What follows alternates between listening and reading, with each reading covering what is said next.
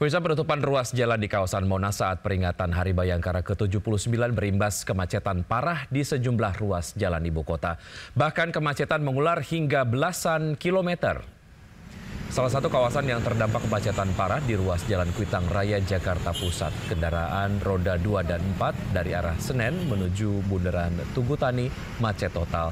Bahkan buntut kemacetan hingga belasan kilometer mulai dari Jalan Kuitang, Menteng Raya, Jalan Kramat Raya, hingga Jalan Senen Raya dan Letjen Suprapto. Kurangnya sosialisasi membuat banyak pengendara tak mengetahui hari ini ada penutupan ruas jalan. Mereka juga kebingungan mencari jalur alternatif lain untuk bisa sampai ke tempat tujuan. Diperkirakan kemacetan akan semakin parah hingga siang nanti mengingat ruas jalan di sekitar Monas masih ditutup. Padahal petugas kepolisian telah diterjunkan untuk mengatur arus lalu lintas, namun kemacetan belum juga bisa diurai.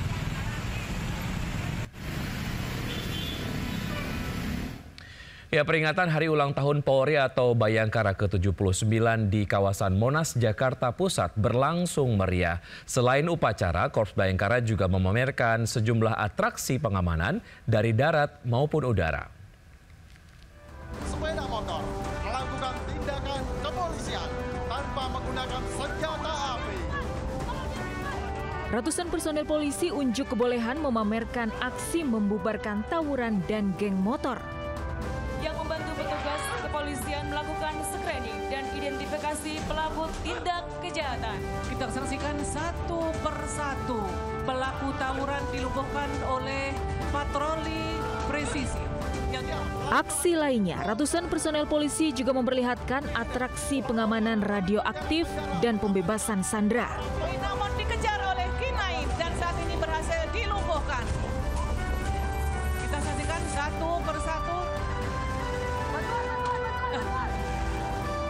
Berhasil dilumpuhkan dan polisi melaksanakan pelumpuhan tidak untuk mematikan, hanya menunjukkan. Puluhan personil Polri juga unjuk kemampuan pengamanan dari udara, yaitu aksi anjing di atas para motor dan free fall dari atas Monumen Nasional. Pengawasan dan pengamatan dari ketinggian. Khusus kepolisian. Di saat bersama Monas menuju Cawan Monas dengan kita saksikan satu persatu unit. Sementara itu, Presiden Prabowo Subianto menghadiri upacara peringatan Hari Ulang Tahun Polri atau HUT Bayangkara ke-79. Dalam pidatonya, Presiden Prabowo mengapresiasi kinerja Polri.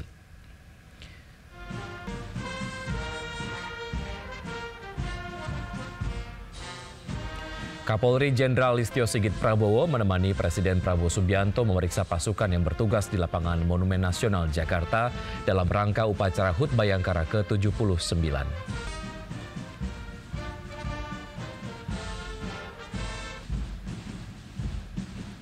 Sementara itu, sejumlah pejabat lainnya menunggu di tenda undangan. Di antaranya Wakil Presiden Gibran Rakabuming Raka, Presiden ke-6 RI Susilo Bambang Yudhoyono, Ketua DPR Puan Maharani, Panglima TNI Jenderal Agus Subianto, serta sejumlah Menteri Kabinet Merah Putih. Dalam pidatonya, Presiden Prabowo mengapresiasi kinerja Polri yang unggul, berprestasi dan membantu mewujudkan program-program pemerintah.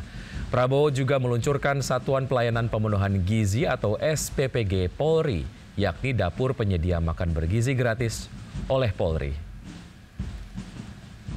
Cita-cita pendiri bangsa kita adalah Indonesia yang tanpa kemiskinan, Indonesia yang tanpa kelaparan, Indonesia yang ada keadilan. Itu cita-cita kita. Kegiatan strategis kita, pemberian makan bergizi kepada rakyat kita. Ini adalah hal yang strategis. Ini adalah untuk menyelamatkan anak-anak dan cucu-cucu kita. Ini adalah untuk menyelamatkan masa depan bangsa kita. Jadi makan bergizi ini adalah langkah strategis dan langkah yang benar.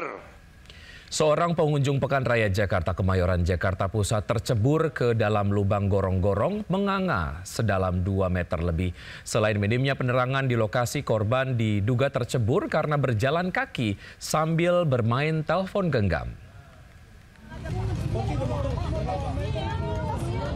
Warga berusaha mengevakuasi seorang pengunjung PRJ yang terjerembab ke selokan sedalam 2 meter di Kemayoran, Jakarta Pusat. Sebelumnya korban terjatuh karena asik bermain ponsel dan tak tahu ada lubang menganga di trotoar jalan.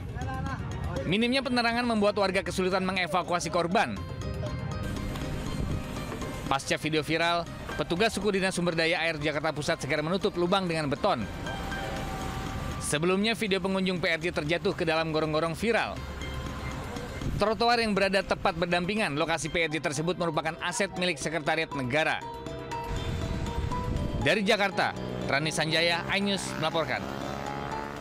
Puluhan orang melakukan pembubaran dan pengerusakan rumah yang diduga digunakan sebagai tempat ibadah di Sukabumi, Jawa Barat. Saat ini polisi masih melakukan penyelidikan terkait dengan insiden tersebut.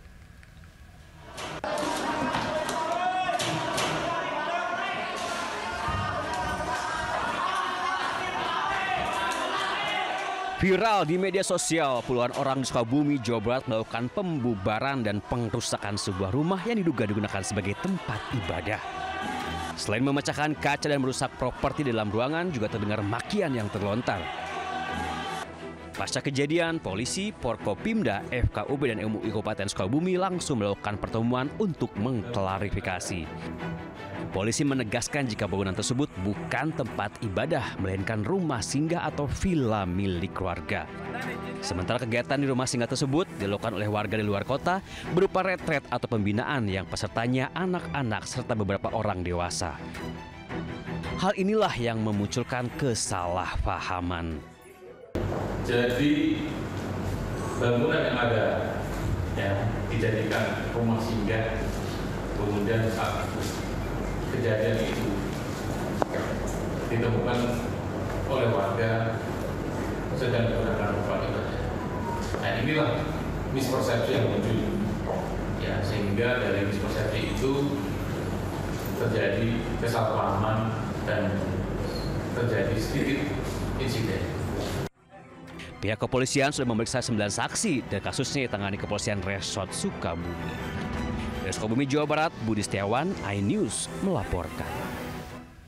Sementara itu, Gubernur Jawa Barat melalui akun media sosialnya membagikan dirinya bersama korban perusakan rumah di Sukabumi, Jawa Barat. KDM menyatakan akan memberi bantuan pada korban serta menegaskan proses hukum tetap berjalan. Ini Ibu korban dari perusakan rumah ya, bukan gereja, bukan rumah ibadah, tapi perusakan rumah. Rumah milik siapa, Bu? Ibu Minina. Dan saya meminta satu, kalau seluruh warga hari ini dari dulu sudah hidup berdampingan. Iya, Pak.